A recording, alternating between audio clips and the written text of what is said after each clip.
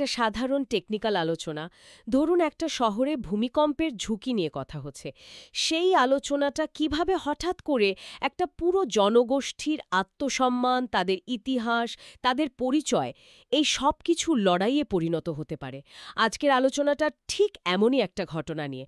আমাদের হাতে বেশ কিছু সূত্র আছে, সময় টিভিতে প্রচারিত একটা সাক্ষাৎকারের অংশ, কিছু আনুষ্ঠানিক প্রতিবাদপত্র আর একটা মানববন্ধন কর্মসূচির ঘোষণাও আছে। আর এই সব কিছুর কেন্দ্রবিন্দুতে আছে ঢাকার ৪০০ বছরের ইতিহাসের সাক্ষী পুরান ঢাকা।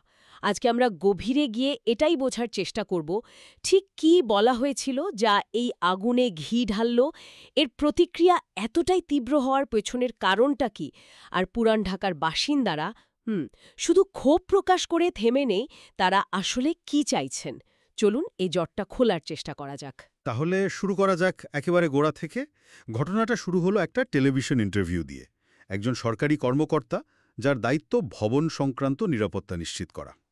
তিনি পুরান ঢাকার ভূমিকম্পের ঝুঁকি নিয়ে কথা বলছিলেন। এটা তো তার দায়িত্বের মধ্যেই পড়ে। কিন্তু আলোচনার কোন মোড়ে গিয়ে ব্যাপারটা ব্যক্তিগত আক্রমণের রূপ নিল? ঠিক এখানেই পুরো বিতর্কের জন্ম। তিনি তার পেশাগত আলোচনার গণ্ডিটা পার করে গিয়েছিলেন। আমাদের হাতে থাকা সূত্রগুলো থেকে তার কিছু নির্দিষ্ট মন্তব্য যদি আমরা দেখি, তাহলে বিষয়টা একেবারে পরিষ্কার হবে। যেমন তিনি সরাসরি বলেছেন, কোট করছি, "এদের চেহারা, এদের চরিত্র কিন্তু আমি জানি, এদের বিল্ডিংয়ে যেরকম চেহারা।" ১ মিনিট, আমি ঠিক শুনলাম তো? তিনি বলছেন বিল্ডিংয়ের অবস্থার সাথে সেখানকার মানুষের চেহারা আর চরিত্রের মিল আছে? হ্যাঁ। এটা তো একটা অবিশ্বাস্য মন্তব্য। তিনি বলতে চাইছেন ভাঙাচোরা বিল্ডিংয়ের মানুষের চরিত্রও ভাঙাচোরা? ঠিক তাই। এটা সরাসরি একটা জনগোষ্ঠীর বাহ্যিক রূপ এবং তাদের নৈতিকতাকে অপমান করা। আর এখানে তিনি থামেননি। তিনি পুরান ঢাকার বাসিন্দাদের বোঝাতে গোহার গোবিন্দ শব্দটি ব্যবহার করেছেন। গোহার গোবিন্দ? হ্যাঁ, এই শব্দটা শুধু একগুঁয়ে বা জেদি বোঝায় না, এর মধ্যে একটা তাচ্ছিল্য আর অবজ্ঞার সুর আছে। যেন তারা অসভ্য বা অবুঝ। গোহার গোবিন্দ শব্দটা শুনলেই মনে হয় যেন কাউকে একেবারে বাতিল করে দেওয়া হচ্ছে, যেন তাদের সাথে কথাই বলা সম্ভব না। একদম। এরপর তিনি আরও যোগ করেন, এরা কথা শুনতে চায় না। আর তাদের মানসিকতা ব্যাখ্যা করতে গিয়ে বলেন, বাসিন্দারা নাকি মনে করে, এটা আমার বাড়ি, এটা আমার জায়গা, আমার পৈতৃক সম্পত্তি, আমি যা ইচ্ছা তাই করব। এই কথাটা বলে তিনি একটা পুরো এলাকার মানুষকে আইন অমান্যকারী এবং বেপরোয়া হিসেবে চিত্রিত করার চেষ্টা করেছেন। কিন্তু একটা প্রশ্ন, তার কথার মধ্যে কি কোনো সত্যতা ছিল না? ঝুঁকিগুলো তো বাস্তব। পুরান ঢাকায় সরু গলি, পুরনো বিল্ডিং, ভেতরে কেমিক্যাল কারখানা, এগুলো তো সত্যি। হতে পারে তিনি হয়তো তার হতাশা থেকে কথাগুলো বলেছেন। আপনার পয়েন্টটা গুরুত্বপূর্ণ। আর এখানেই বিষয়টা জটিল হয়ে ওঠে। তার উত্থাপিত কারিগরি সমস্যাগুলো, যেমন পুরনো বিল্ডিং, বিল্ডিং কোড না মানা বা বাড়ির ভেতরে বিপজ্জনক কারখানা, এগুলো জননিরাপত্তার জন্য অবশ্যই গম্ভীর উদ্বেগ।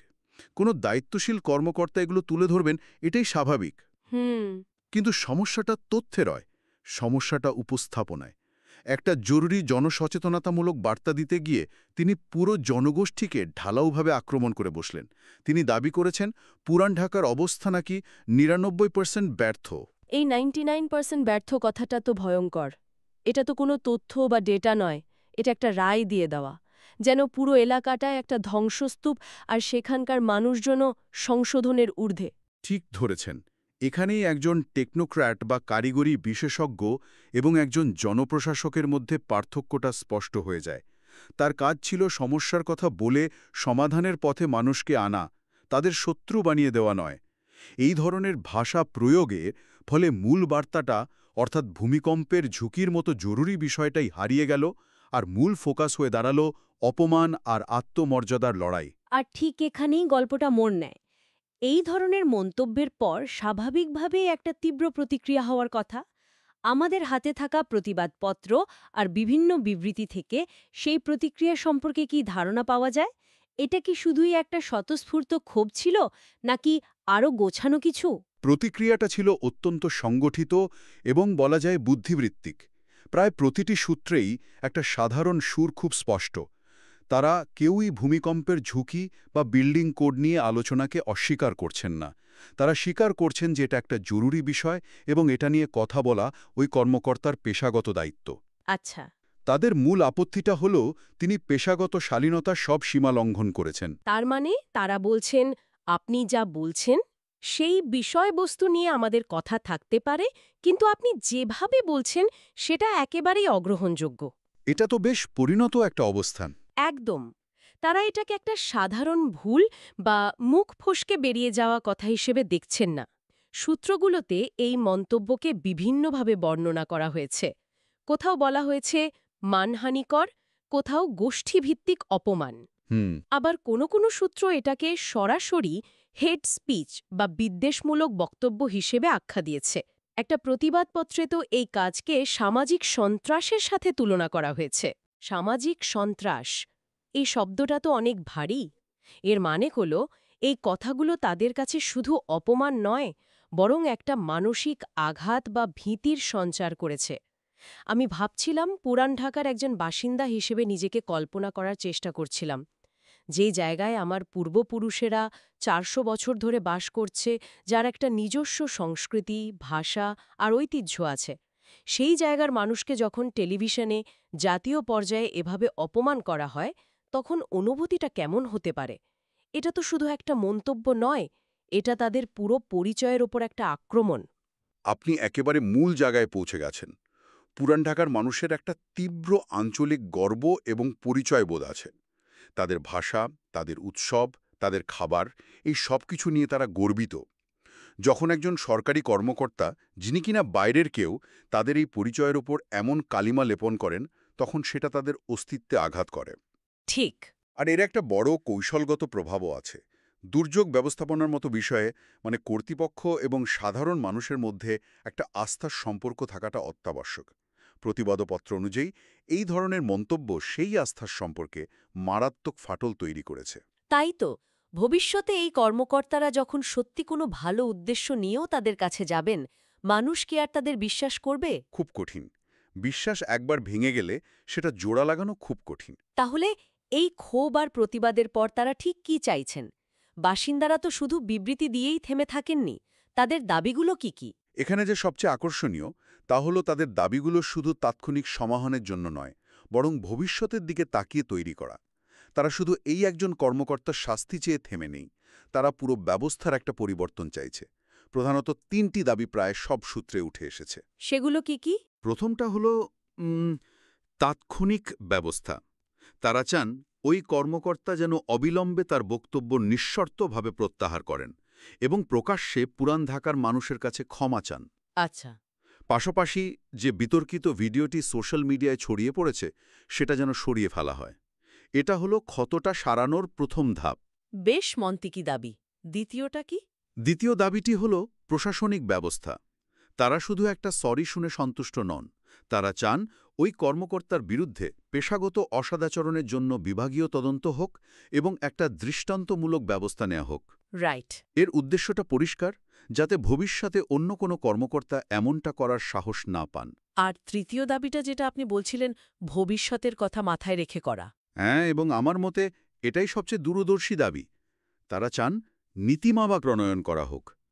অর্থাৎ ভবিষ্যতে কোনো সরকারি কর্মকর্তা বা কর্মচারী যেন জনগণের কোনো অংশকে নিয়ে, তা সে কোনো নির্দিষ্ট এলাকা, গোষ্ঠী বা সম্প্রদায়ই হোক না কেন, এমন ব্যক্তিগত, অবমাননাকর বা বিদ্বেষমূলক মন্তব্য করতে না পারেন। সেজন্য একটি সুস্পষ্ট নীতিমালা বা সার্কুলার জারি করতে হবে। এই ৩ নম্বর দাবিটা কিন্তু অনেক গভীরে যায়। তার মানে বাসিন্দারা বুঝতে পারছেন যে এটা কোনো বিচ্ছিন্ন ঘটনা নয়। এটা একটা সিস্টেমিক সমস্যা, যেখানে ক্ষমতার চেয়ারে বসে থাকা কেউ সাধারণ মানুষকে অপমান করার একটা অলিখিত অধিকার ভোগ করেন বলে মনে করেন। এই দাবিটা তো পুরো সরকারি ব্যবস্থার জবাবদিহিতার প্রশ্ন তুলে দিচ্ছে। ঠিক তাই। এটা আর শুধু একজন ব্যক্তিকে নিয়ে থাকছে না, এটা একটা নীতিগত পরিবর্তনের দাবি। তারা চাইছে যেন জনগণের সম্মান রক্ষা করাটা সরকারি কর্মকর্তাদের দায়িত্বের একটি অংশ হিসাবে প্রাতিষ্ঠানিকভাবে স্বীকৃত হয়।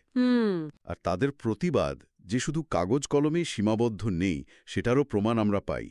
একটি সূত্র থেকে জানা যায়, এই মন্তব্যের প্রতিবাদে শুক্রবার বাদ জুমা চানখারপুরের চৌরাস্তা থেকে পলাশীর মোড় পর্যন্ত একটি মানব সম্বন্ধ কর্মসূচির ডাক দেওয়া হয়েছে। মানব সম্বন্ধ, তার মানে তারা রাস্তায় নামছেন। এটা তো প্রতিবাদের একটা খুব দৃশ্যমান এবং শক্তিশালী রূপ। এটা প্রমাণ করে যে তারা কতটা সংগঠিত এবং এই বিষয়টাকে তারা কতটা গুরুত্বের সাথে নিয়েছে। হ্যাঁ, মানব সম্বন্ধ কর্মসূচির ডাক দেওয়াটা প্রমাণ করে যে এটা এখন আর শুধু কিছু মানুষের ব্যক্তিগত ক্ষোভ নেই, এটা একটা সম্মিলিত সামাজিক বিষণ্ণে পরিণত হয়েছে। তারা তাদের বার্তাটা শুধু কর্তৃপক্ষের কাছে নয়, পুরো দেশের মানুষের কাছে পৌঁছে দিতে চায়। তাহলে পুরো ঘটনাটা যদি আমরা এক জায়গায় আনি, যা দাঁড়াচ্ছে তা হল একজন সরকারি কর্মকর্তা জননিরাপত্তার মতো একটি গুরুত্বপূর্ণ বিষয় নিয়ে কথা বলতে গিয়ে সীমা লঙ্ঘন করে একটি ঐতিহাসিক জনগোষ্ঠীর চেহারা, চরিত্র এবং ঐতিহ্য নিয়ে অত্যন্ত অবমাননাকর মন্তব্য করেন। ঠিক। এর ফলে যে আগুন জ্বলে ওঠে তা থেকেই শুধু ক্ষমা চাওয়ার দাবি ওঠেনি, বরং প্রশাসনিক ব্যবস্থা এবং ভবিষ্যতের জন্য নীতিমালা প্রণয়নের মতো প্রাতিষ্ঠানিক পরিবর্তনের দাবিও উঠেছে। একদম।